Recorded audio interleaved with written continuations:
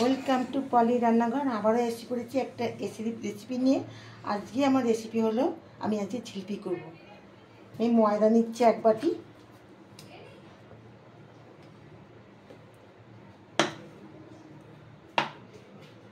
এই বাটি 1 বাটি ময়দা দিলাম,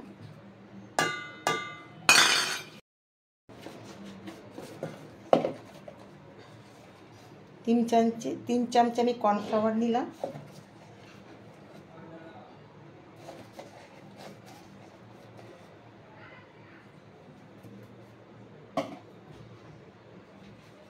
এক চামচ আমি বেসন নেব,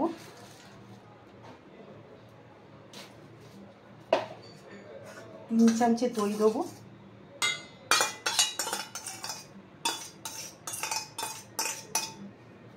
1 চামচে দিলাম, আর 2 চামচে দেবো আমি।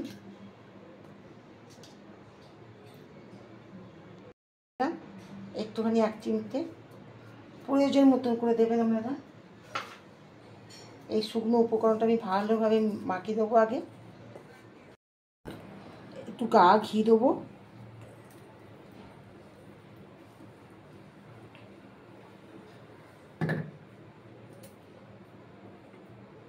আর একটু দেবো ঘি,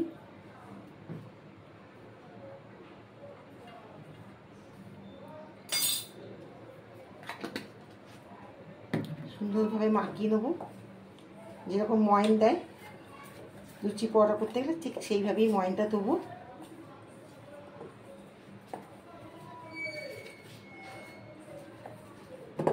এবার একটু জল দিয়ে আমি এটাকে গুলে নেব। প্রয়োজন মতন করে করে জল দেবেন, একটু একটু করে জল দেবেন, একটু একটু করে ব্যাটারটা গুলবেন।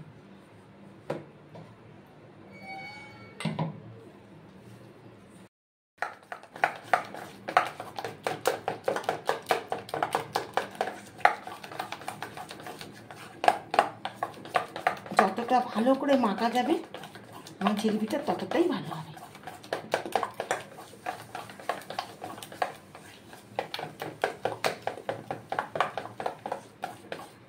ওই জন্য আমি একটু হাত দিয়ে ভালো করে চটকে নেবো।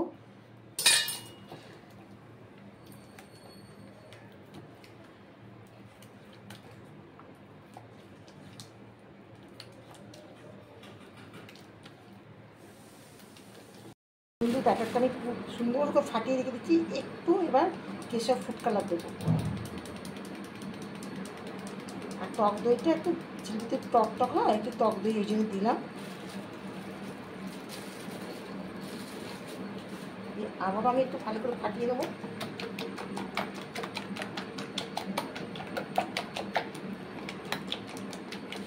কত সুন্দর কালারটা হয়েছে। এরকমভাবে ব্যাটারটা ঠিক এইরকম রেডি করতে হবে।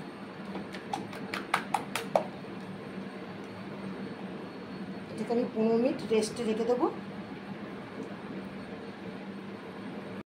সিরাপটা বানিয়ে নেবো। যে বাটিতে মাপ করে ময়দা নিচ্ছি সেই বাটিতে আমি 1 বাটি চিনি দিয়েছি। এবার প্রয়োজন মতো জল দেবো, 2 বাটি জল দেবো।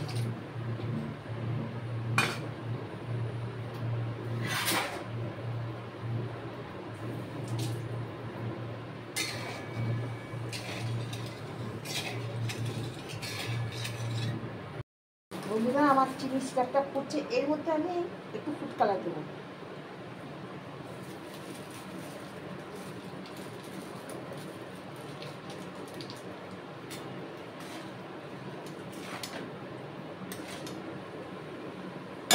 দেখুন আমার চিনির সিরাপটা কত সুন্দর ঘন হয়েছে, এই যে কালারটা খুব সুন্দর এসেছে। এই চিনির সিরাপটা অনেক সময় কি বসে চট বেঁধে যায়, যাতে না চট বাঁধে একটুখানি লেবুর রস দেবো। আমাকে হাতে যদি ভিনিগার থাকে ভিনিগারও দেবো। এই চিনির সিরাপটা আমি একটা বাটির মধ্যে ঢেলে দেবো।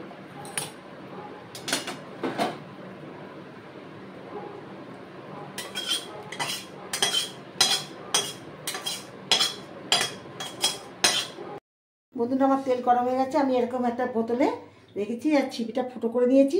নিয়ে এবার মিডিয়াম টু লোয়ে আঁচটা দিয়ে এবার আমি করছি।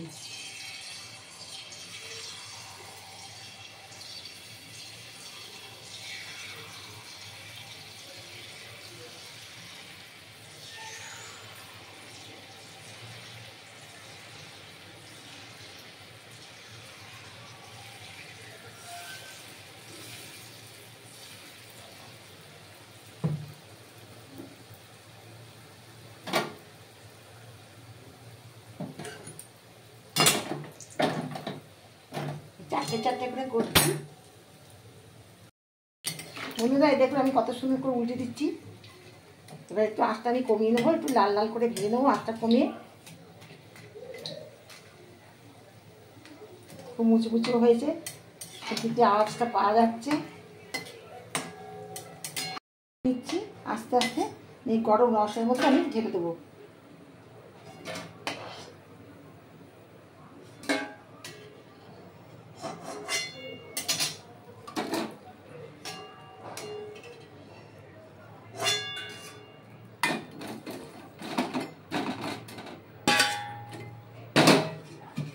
এভাবে আমি সমস্ত চিংড়িগুলো বানিয়ে নেবো।